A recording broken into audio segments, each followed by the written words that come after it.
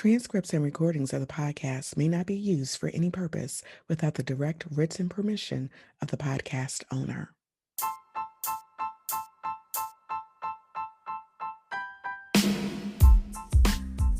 Welcome to LITE It Up, a podcast about resilient women balancing motherhood, their careers, personal lives, and all of the challenges that come along with being a superwoman. Each week, you'll be motivated to take action to lead, inspire, transform, and empower. Now, here's your host, Dr. Regina Mashira. Hey, everybody. Welcome to a brand new episode of LITE It Up. I am your host, Dr. Regina Mashira. So excited that you all are joining me for another episode of LITE It Up. Today, we are continuing our Scholarship Awareness Month series. And in our last episode, we heard from Nicole Brookins, Executive Director of Plan for Success, who shared excellent tips about essay preparation, staying organized, and taking a proactive approach to the scholarship process. Today, we're building on that conversation with insight from the high school side of the work. I'm joined today by Kevin Coy, who has served as the post-secondary counselor at Homewood-Flossmoor High School for the past 14 years. With more than 25 years of experience, including roles as a high school counselor, an admissions counselor, and as a parent who guided two sons through the college process, Kevin brings a unique combination of professional expertise and personal perspective. While he works at Homewood-Flossmoor, which is actually my children's beloved alma mater, the strategies he'll share today are applicable to students and families everywhere. So we'll talk about how students can best engage with their school counselors, what families often overlook, and how to position themselves for success, not just with scholarships, but with the college admissions process overall. So let's get right down to it. Good morning, Kevin. How are you? Thank you so Good morning. I'm doing well, and thank you for having me. Yes, I'm so glad that we're able to connect today. I know you were very, very instrumental in helping my three children stay on track as they navigated the college admissions process, the scholarship process. So thought it was best to go find my old friends and experts in the field to share some information with our parents and students who are trying to navigate this process. So thank you for joining me today. So I want to just kind of jump right in. So as you've worked across admissions and school counseling, from your perspective, what exactly does a post-secondary counselor do, and how does that role support students in both the college admissions and scholarship process? So I think you touched on it a little bit. I really categorize myself as more of a complement to their school counselor. So their school counselor, at least the way it works at HF, is their school counselor still takes care of the nuts and bolts of the application process. So writing letters of recommendation, that's what they do. They're still going to take care of sending the transcripts, that things like that. I'm more of a compliment where, like you had mentioned earlier, I'm helping students stay on that timeline, making sure that they're hitting their deadlines and, just giving them as many resources as I possibly can as they get to that point, as far as, I work more with students as they have issues with their application. Hey, Mr. Coy, I've got an issue with this part of my application. That's where myself and my colleague have the time to sit down with the students and say, hey, no problem. Come down, we'll sit down, we'll log you into your Common App, or we use School Links, we'll sit down and we'll look at the issue of what's going on, and we'll try to sit down and figure that out. If they've got issues as far as submitting their test scores, counselors are so busy, inundated with, mental health, school issues, that they don't necessarily have that time to sit down. Like just yesterday, I sat and had to call ACT because a student couldn't see their test score. So I have that ability and that time to be able to sit down and do that with students. And I guess one question I should ask is that all schools don't necessarily have a post-secondary counselor, but they will have a school counselor. Is that Correct. that's Yeah. okay? And we are, HF is blessed to have two post-secondary counselors. So um, the previous school that I was at, we didn't have college counselors. We had, so all of our school counselors did the post-secondary work. So not only did I have a caseload that I had to worry about and worry about their schedules and, things like that. Um, here I have that autonomy and have that flexibility to be able to keep my ear to the ground, know what's going on in the college world and the scholarship world and the financial aid world. So, we've been tasked when I first got here 14 years ago, I was tasked with getting out and going to national conferences, going to our state conference, being a part of advisory board. So, currently I'm on University of Illinois advisory board where I sit down with U of I and, any things that they have coming down the pipeline. I'm one of those people that they talk to and ask our advice on what we think, if that's a good idea to implement for students. So I've been on numerous advisory boards to be able to do that. So what that does is not only I get to learn more about the individual college, but I also get to meet with other college counselors from other schools, not only in Illinois, but across the US and see, get some ideas from them. What are they doing? What works for them? What doesn't work for them? I can bring it back to HF and be able to implement that with our students and our families. Okay, that's awesome. I mean, I mean, we know the state of public education today, so I mean, we are certainly fortunate in this community to be able to have two post-secondary counselors, Yes. because the caseload of school counselors is, I don't know how they're able to keep up with everything that they have to do. So, Yeah. kudos to HF for making the investment. I'll say that. Yeah, Yeah. absolutely. Yeah. So, oftentimes families aren't maybe sure when or how to involve their school or post-secondary counselor. I think that for parents, our process of going through applying for college was to college was 30 plus years ago for some of us, maybe longer, and it seems like times have changed perhaps. But what are the best ways that students can engage with their counselor before or during the college admissions process and the scholarship process? I think in general, just being able to at least have a meeting with their counselor and just kind of talk to them about what their goals and their aspirations are. That's a good piece to start with because, as I had mentioned before, our counselors are very well versed across many different areas as far as college and career and just post-secondary in general. But what they can do is, if the student is unsure about what direction they want to go, that's where the counselor can come into play and go, okay, you know what? That's a little bit more in depth than what I really can take on at this point. So let me refer you to our post-secondary counselor. That's where I then take over and I can sit down and say, okay, let's talk about some things that you like, you dislike. What do you want to do? And really have that conversation, kind of get them start to think about that path. So everybody always thinks that, oh, junior year, that's when we should be starting. And I think that if we could go back to junior high and start thinking at Yeah. junior high, that would be great, just for families to have that. That's what I did with my two boys. The Mhm. second I started HF, both of my boys, let's see, they are 21 and 19 now. So they were, Lord, 5 and 7 at the time. Yeah.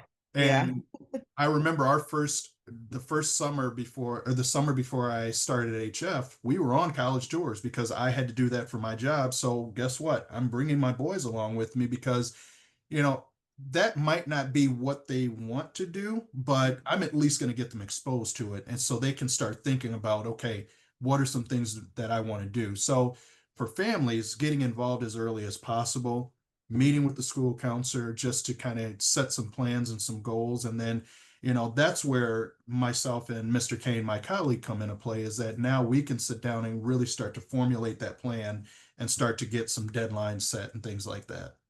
Okay.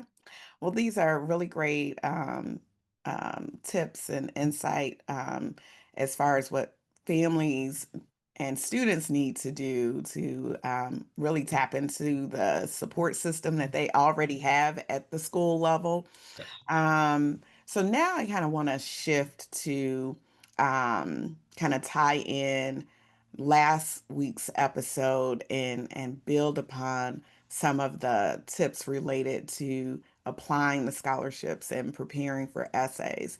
So in the last episode, we heard some really great strategies about writing scholarship essays. Mhm. From your perspective as a post-secondary counselor and as a former admissions counselor, what additional insights or expectations should students keep in mind when writing essays for scholarships or college applications? So, for example, um, some of the highlights were sharing a compelling story, right? Trying to find ways to set yourself apart from other applicants. Writing an essay that's going to provide academic context, a personal narrative, or even align with their career goals. Because as you mentioned, when students are coming in to meet with you, they need to have some idea of what they'd like to do. So if you can kind of give some recommendations or even any red flags that you may see when you're working with students as they're going through this process, can you share some insight on that? Absolutely. I'll start with a red flag first. And because I always joke with families about this, one of the biggest red flags I would say is if you're not a comedian, don't try to be funny when you're writing an essay. So, just be you and stick to yourself. So that's probably the biggest red flag that I would probably say. But, as far as some tips, I'm always big on there's no need to reinvent the wheel. So if you've got an idea, and let me back up with that. Writing an essay for a college and writing an essay for a scholarship could be two entirely different things. And depending on the school that you're writing an essay for, they could be looking at a number of different things. So for example, like University of Chicago, their essays for University of Chicago are they're off the wall. Let's just say that. They're unique, they're quirky, they're not essay prompts that any other college is going to ask. So that's why I always say keep an eye on what that essay prompt is going to be about. But and as far as a scholarship, you mentioned it. You want to touch on some unique things that I always say you want to touch on in your essay, some unique things that application doesn't bring out. So what do you want them to know? And it doesn't need to be anything. Everybody thinks that you need to be extraordinary, like you have to be Mother Teresa. You've got to save the world. You've got to build an airplane at 10 years old. That's not necessarily what you need to think about. What I always talk about is you want to think about, what's important to you, what makes you tick, how did you become the person that you are to this day. Those are things that you want to write about. So students come into my office all the time and go, Mr. Coy, I don't really know what I want to write about because I really don't have anything compelling. But what's important to you? You know, it could be it's always that I talk to a lot of athletes, so it's always going to be the sport. Everybody talks about a sport, but let's take a piece of that sport. What have you learned from that? What do you want to talk about? What makes it important? In that sport makes it important for you? And you can touch on that one aspect of it and expound on that, which kind of gets them to figure out who you are, what makes you tick, what kind of not only what kind of athlete you are, but what kind of person you are. So then when you get to the school, what kind of student are you going to be in that school? So those are a couple of things that I would say, Mhm. that students should touch on. I think they get a lot more stressed out about it than they need to be. If they just take a step back and just think about it. And sometimes I even say, just jot down some ideas. You don't need to sit and write right at that moment. Jot down some ideas, figure it out, and then you can come talk to either your counselor, your English teacher. If you have a teacher that's you have a good relationship with in your school, talk to whoever you need to. There's a lot of people that have a lot of different educational backgrounds that can really give you some assistance as far as, okay, this is great. How about let's go this direction. So Mhm. again, like you said earlier, using your resources. And there's a lot of resources that are available, not just at HF, but any school that you would go to. Absolutely. Now, you've um yeah, I guess over the period of your 25 years, you've evaluated thousands of applications and guided just as many students, right? So, what differentiates the students who consistently earn scholarships or are admitted to their top choice schools?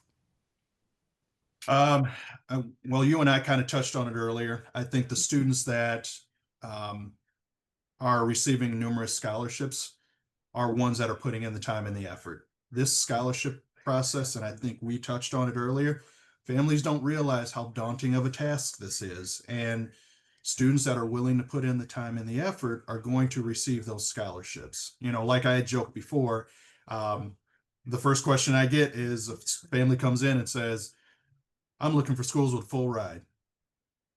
I'm not trying to dash anybody's dreams, but getting a full ride to a school is very difficult. And like I was joking with Dr. Muhammad before, if I had two boys that went through college. One's a senior getting ready to graduate, the other is a sophomore.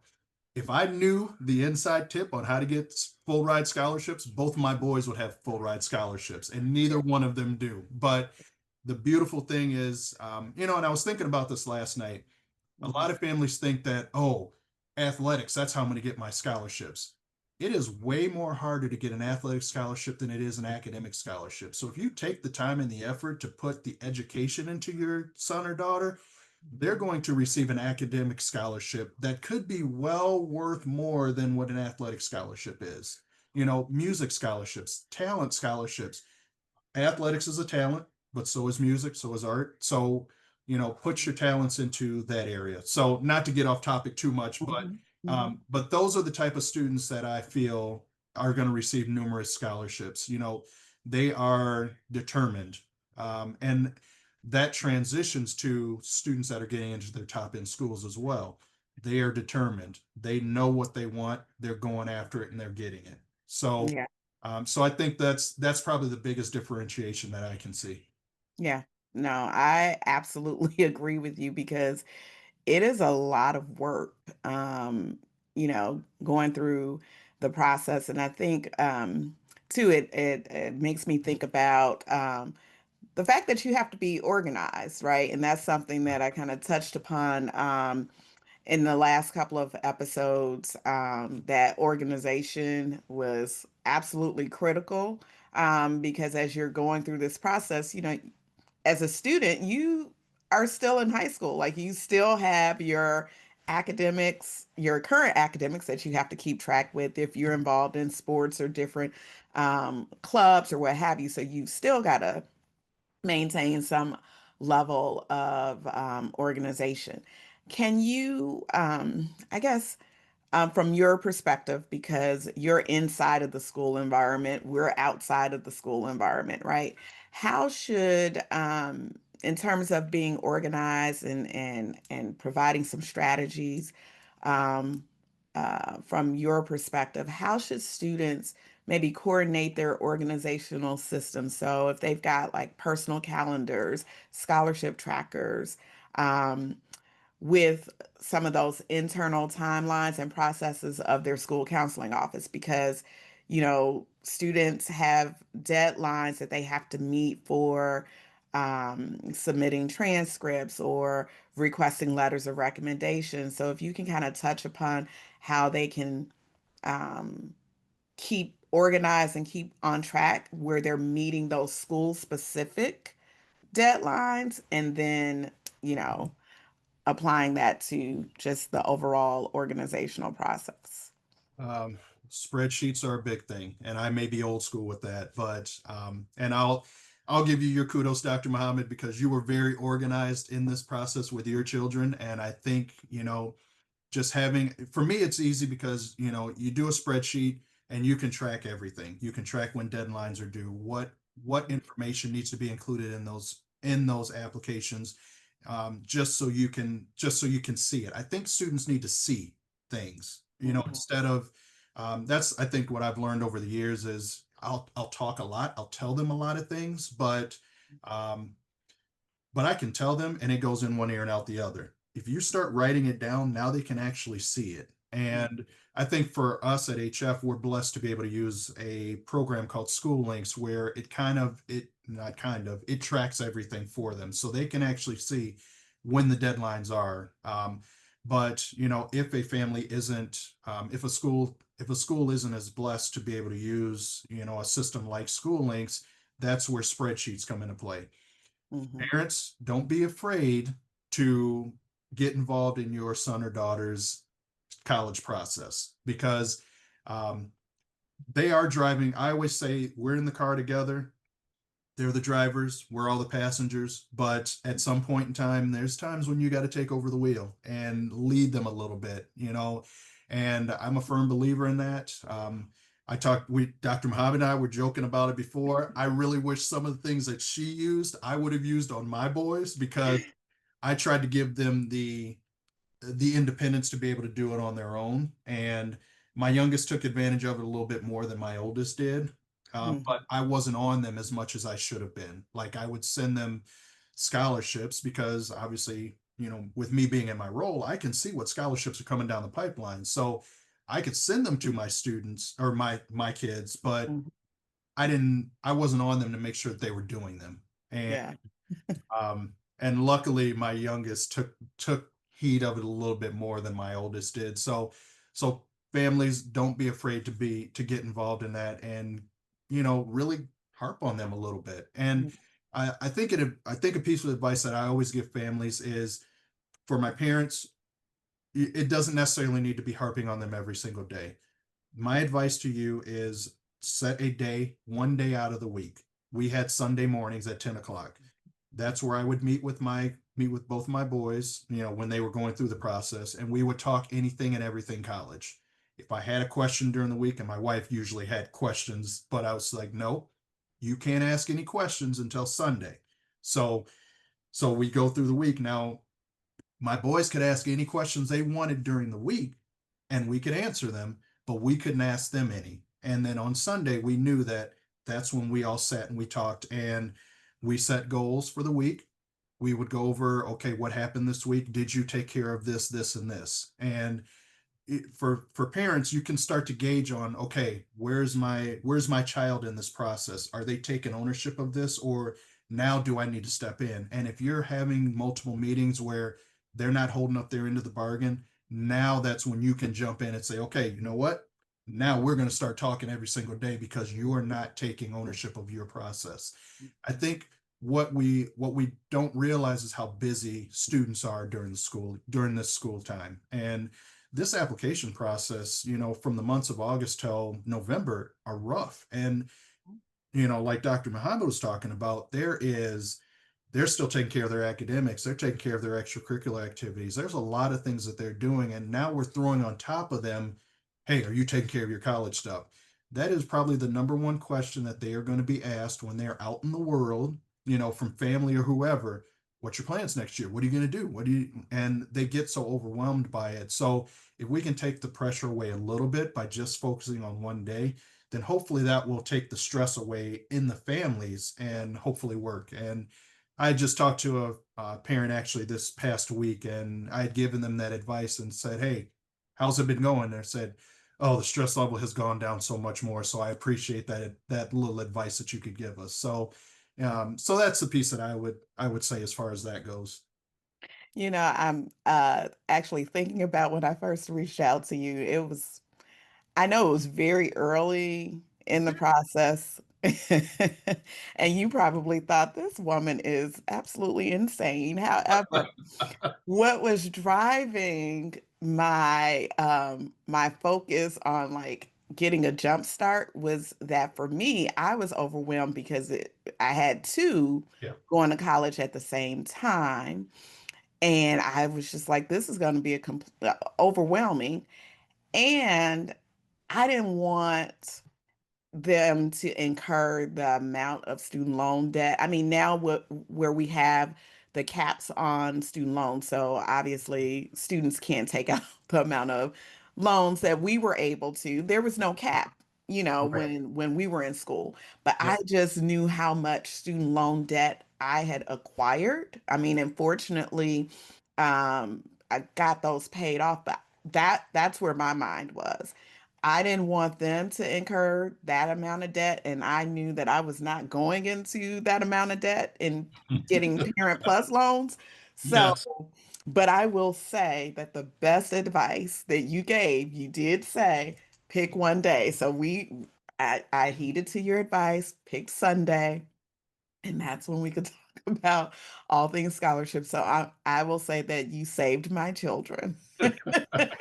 I try, but I'm hoping I saved you as well. So, No, you did. But there is something to say, I think, about the youngest child, like you said that your youngest son, was different from your older son. And I will say that Khalees, I mean, we only had to have minimal conversations. And I remember I scheduled an appointment when we were talking about what schools. mhm, She was very unique in her process, but she took over. I mean, she took ownership of she the did. entire process. And then by the time she was a senior in high school, you all switched because you didn't use school links previously. We had Naviance before that. That's right. Yeah. Yep. And so I think at that point for me, I never looked at her school links. I'm like, you've got it. And she told me if I need your help, I'll let you know. So she sort of excluded me from the process, but But she did a great job at taking ownership as yeah, well. And yeah, behind the scenes, I'll say, we joked about, it and I was like, "You want your mom on you? You better take ownership of this." And she did. yeah, So, and here's the deal: it all worked. It worked out for all your kids. So, yeah, yeah, it did. It did. So I would say this for parents, like there really isn't a cookie cutter approach to going through this process with all of your children. Each one of them are going to be different. The process may be different. So what you experience the first time around may not be the same the second time around. So kind of keep that in mind. So and I've just got a few more questions because I know families are really, really concerned about scholarships, but I think it's important for them to kind of understand how all of this works hand in hand. For many of the scholarships that students will be applying for, their recommendation letters or reference letters that are required along with those scholarships. Um, what do you think students need to understand about how and when to request letters of recommendation? And how can they make the process smoother for their recommenders? So I'm sure you've got a lot that you can share. oh man. So one thing, ask as early as possible. Do not wait until the last second. Give them some time to write that letter. As I joke with students, if you ask them the day before, what type of letter do you think you're going to get? Not a very good one. So give them some time, a minimum of 2 weeks to be able to write that letter of recommendation. But as soon as you find out about that scholarship, ask them right away. Um, Mhm. as far as making it smoother, the process between applying for a college and applying for a scholarship, those letters of recommendation can be the same. So don't reinvent the wheel. The same teacher that wrote your letter for your application, they can write that. They can use that same letter for a scholarship. Now, obviously, just change the title. You don't want to say "Dear Admissions Office" and it's going to a scholarship committee, but other than that, those scholarships are still the same, or those recommendation letters are going to be the same no matter what. So, how you can help a recommender is one, we have a recommendation form that we have our students fill out to give to our recommender writers. So, and what that does is that gives them a little bit more personal information so they can write a more personalized letter for you. So, if you can do that, and so when you ask a teacher for that letter of recommendation, if you can give them that recommendation form or a brag sheet or whatever a school wants to call it, give that to them at that time. If you've got a resume of things that you've done over the years, give that to them as well. Again, that gives them as much information as they possibly can to write those more personalized letters of recommendation. So Yeah. Those are a couple of pieces that I would definitely say are going to be important, as you're going through it. But, I always say time is of essence. So make sure to give them enough time. And if you do that, then everything should be good. And, keep an eye on it. Make sure that, when it's coming up to a week before, a couple of days before, and you see that maybe that letter recommendation hasn't been handed in, just kindly remind them, hey, just wanted to make sure that you're okay still writing this letter of recommendation. The due date is coming up, and they may have submitted it already, or they may, I'll be honest, sometimes I've gotten that reminder and I'm like, oh, geez, Mm, thanks for reminding me. yeah. It slipped my mind. I'll get on that right away. Yeah, because I mean, folks are busy and it is very easy. I mean, I've been in the same situation before where I've had students on my campus to ask me to write a letter recommendation for them, and I have every intention to do so, but often need the reminder. Yes. And also, I need for them to ask me in advance, not the day Yes. before. One point that I or suggestion that I gave to my children when they asked for letters of recommendation, I told them that it was best to ask the recommender or prospective recommender if they are able to write a favorable recommendation versus just asking if they can submit a letter recommendation because Yes. you know if And if they don't know you well enough or if they're unable, you know what I mean? right, correct. And really in theory, when I'm talking to a student about letters of recommendation, I usually tell them you want to ask a teacher who you have a good relationship with, that you've built a strong relationship with, that you feel can write you a strong letter of recommendation. Mhm. You don't want to go to a teacher who you barely know. You don't need to ask a teacher from your senior year just because you're a senior. If you've had that teacher over the past 4 years, yeah, that's great. And my other piece of advice as well is it doesn't necessarily need to be that teacher that you got an A from either, because that teacher that you got an A from, you may not have had a lot of interaction with them, but Right. it may have been that teacher that you got a C and worked your tail off in that class, and you met with that teacher quite a bit, and that teacher saw the grit and the work ethic and that you had to get that C. That was a hard-earned C. That may be the best letter for you to get. Yeah, that's an excellent point. Absolutely. Um, so is in terms of I guess finding scholarships, because I Mhm. know we're kind of juggling back and forth. What type of scholarships, whether it's local, departmental, because I know, at HF, for example, in the spring, you guys are going to launch your scholarships for various organizations and foundations, right? Mhm. Um, what type of scholarships do students often overlook, whether it's, like I said, the local, departmental, or those that may be aligned with academic interests?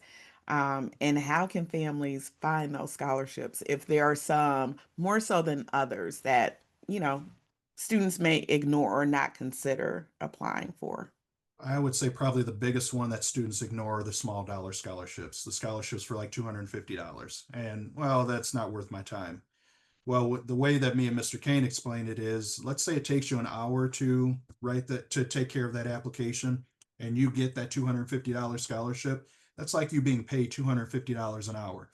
I don't know about you guys, but I will take $250 Yeah. an hour if I can, if it's worth that. And that little amount can pay for books, it can pay for, you just never know it can pay for. And if you rack up enough $250 scholarships, that could be a pretty substantial amount of money. Everybody's always looking for the big dollar scholarships, the $50,000, the $20,000 scholarships. Guess what? Everybody else is looking at them. I will never tell you to not apply for those, but the likelihood is you're probably not going to get it because of just the mass amount of students that are applying for it. So look at those small dollars, those 250, those $500, $1,000. Those things are going to start to add up. So we've got one scholarship here that every year, and I think it might even be $1,000 scholarship, but every year it's a Chicago Heights Lions Club, and we always get an email from the donor and saying, hey, no one has applied for it. Are there any students that are that are interested in it. There's always students interested in it because guess what? The first question that I get when families meet with me is talking about scholarships. So let's start applying for all those little scholarships. And Yeah, the more you do, the better off you're going to be. absolutely. So, how important then is academic planning, such as like the course rigor, elective choices, or extracurricular involvement when it comes to scholarship competitiveness? Oh man.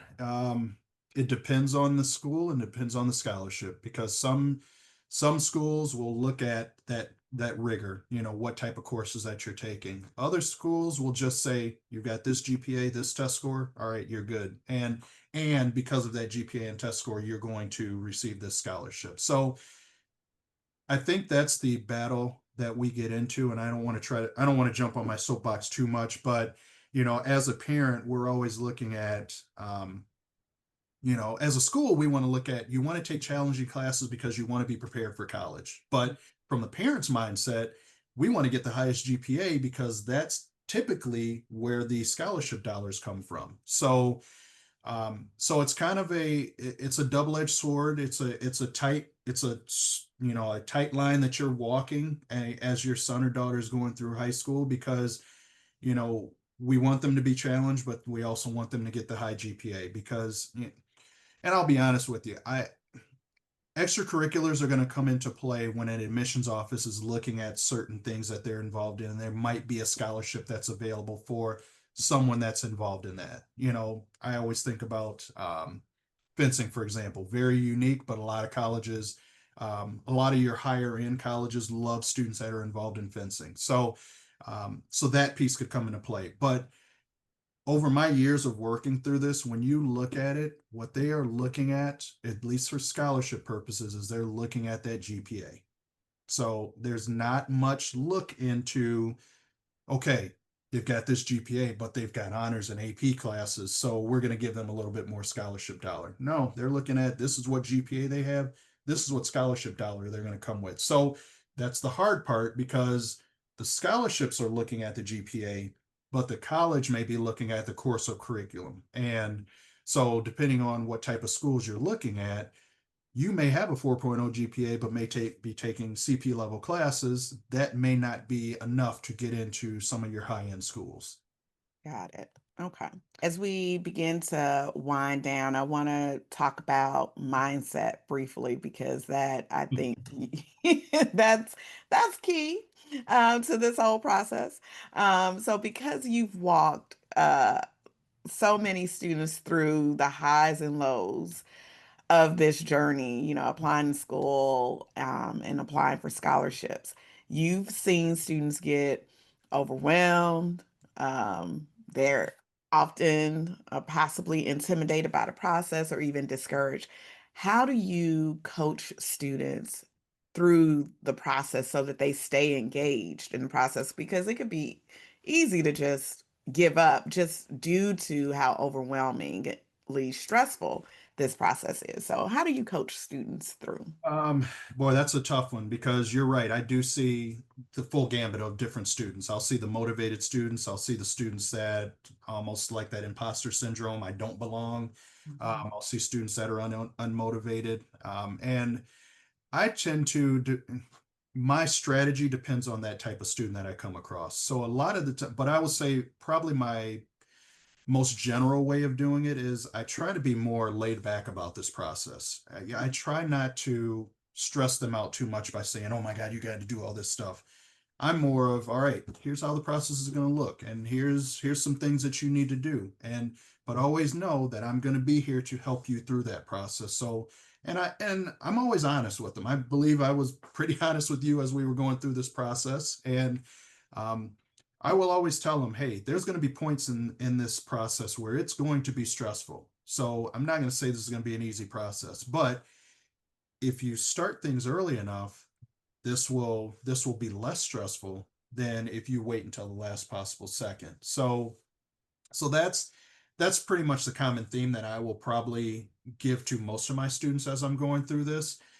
I always like to bring in my own story, when I was going through this as well. So some of the students that may not be as motivated, I'm never here to, be the grim reaper in this process and tell a student, hey, you can't get into this school or you can't get into that school. I'm always trying to build up a student, no matter what that student looks like coming into my office. So whether they're a 4.0 student or whether they're a 2.0 student, I'm going to treat them all the same because I want to make sure that I'm not the person um, that has really demoralized them as they go through this process. And I don't want them, I always say, I never want to be that person where when they become successful, they're looking back and saying, my post-secondary counselor said I couldn't do this. Mhm. I always want to make sure that they know that they can do whatever they put their minds to. So now it's up to them. I can, as they always say, you can lead a horse to water, but you can't make them drink. So, um, but it's again a fine line that I'm walking with this because they've never what we always talk about is you've been taught English, math, science, social science, maybe world language, from the time you were little. You've never been taught this college process. So the students don't necessarily know all the ins and outs about the process. So I try to hand walk them through as much as I can, but I also realize that they're also becoming young adults. And when they get to college, they need to have some independence. They need to know how to self advocate for themselves. So I try not to walk them, handhold them too much through this process because I've got to start helping them develop some self advocacy for themselves. So I always tell them, I'm going to be here for you.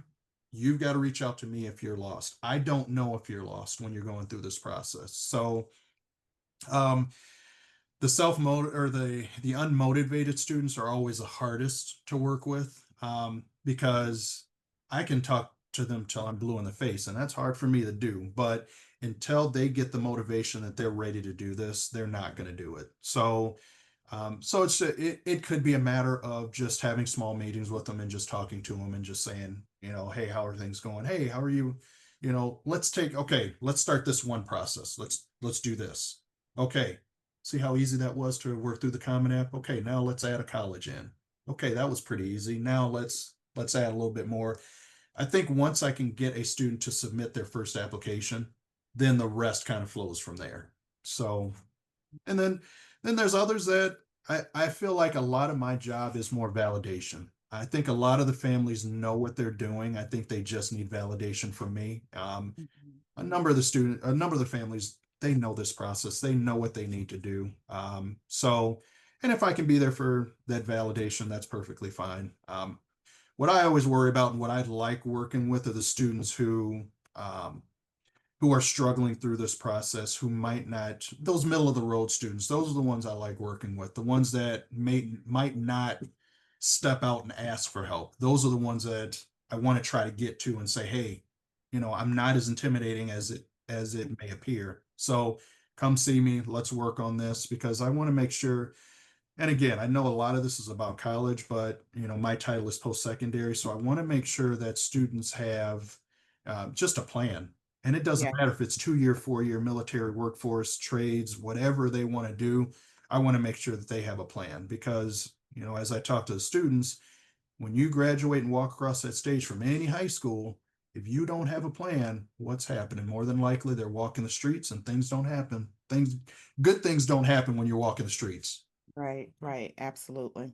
And I'm glad that you touched on the fact that, for some of the students who may be middle of the road, because that's also a concern of mine for students who may not have access to as many resources like at home, Yes. or who may be the first in their families to navigate this process, want to make sure that you're able to reach those students as well because even given where Homewood-Flossmoor is situated, it's still a diverse school setting, Absolutely. you Yes. know.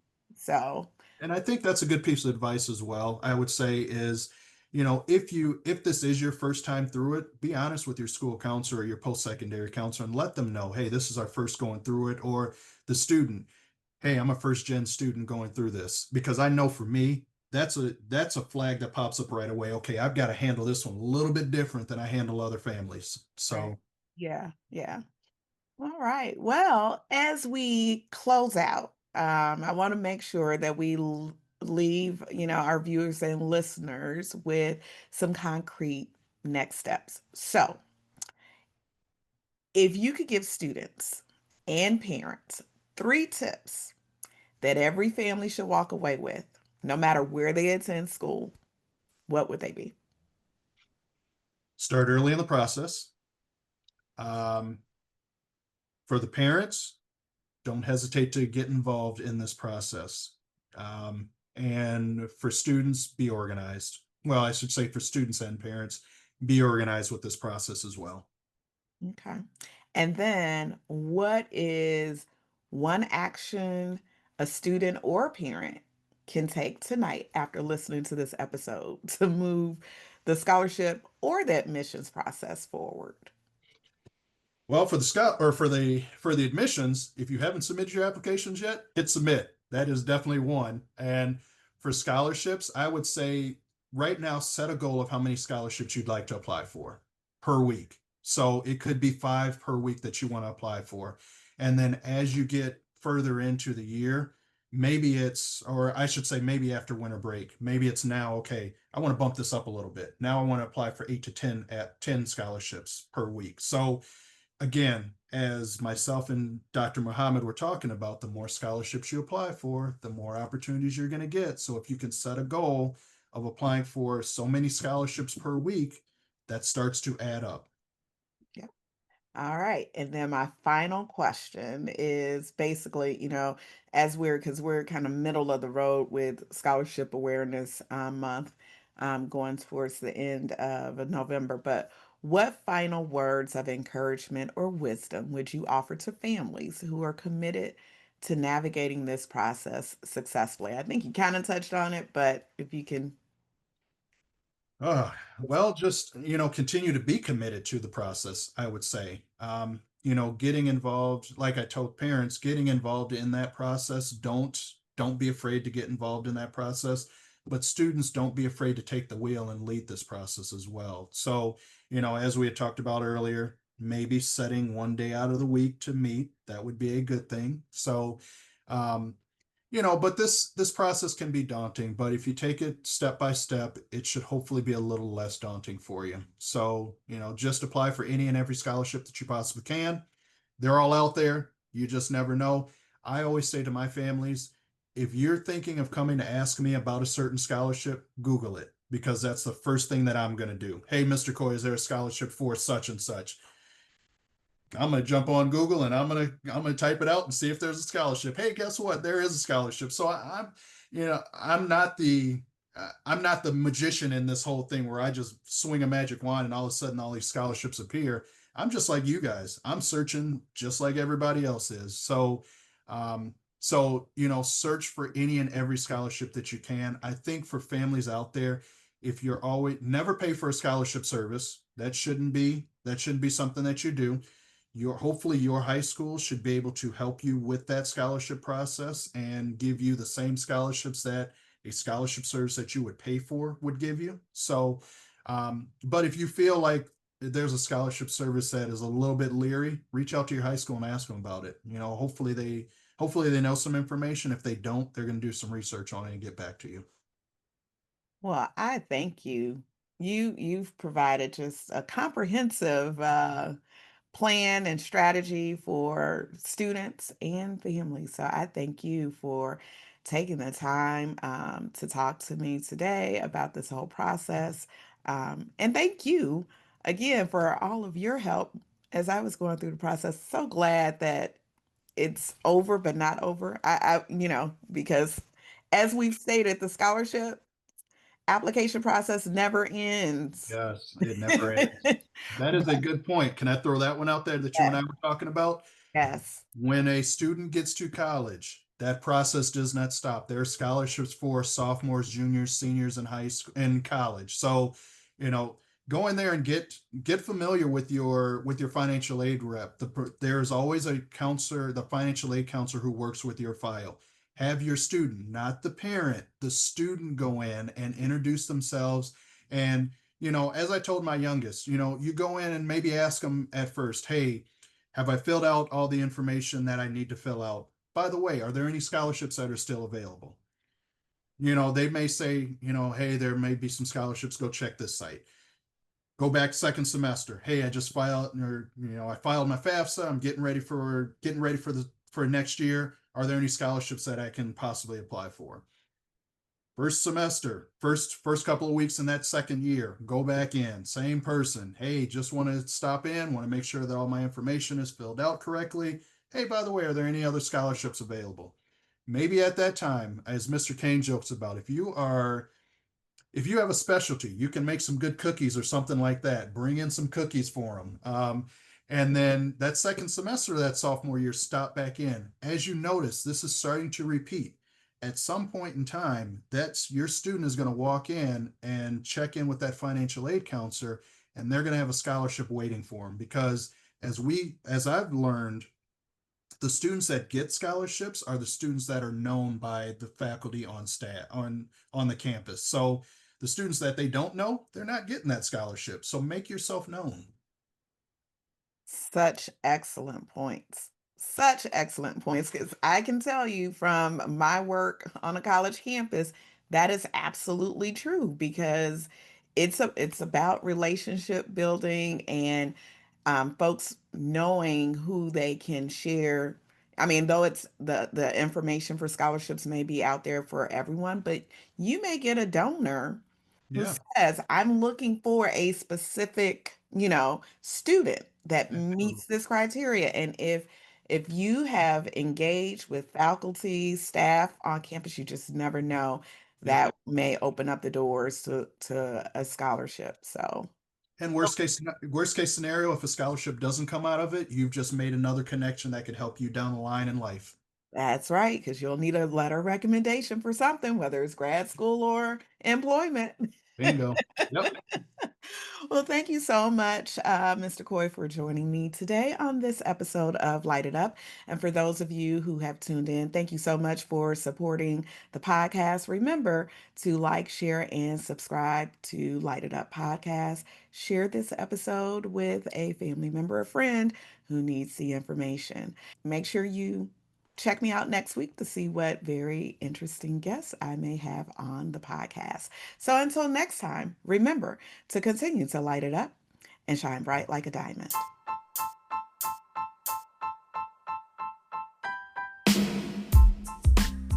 Thanks for joining me this week on Light It Up. Make sure you visit my website at www.lightituppodcast.com or www.ajinamuhammad.com. You can also find me on social media using the handle at Light It Up Podcast. If you like what you've heard, please be sure to hit the subscribe button so you'll never miss a show. While you're at it, I'd appreciate a rating on iTunes, or you can simply tell a friend about the show. Be sure to tune in every Tuesday for a new episode. Until next time, light it up and shine bright like a diamond.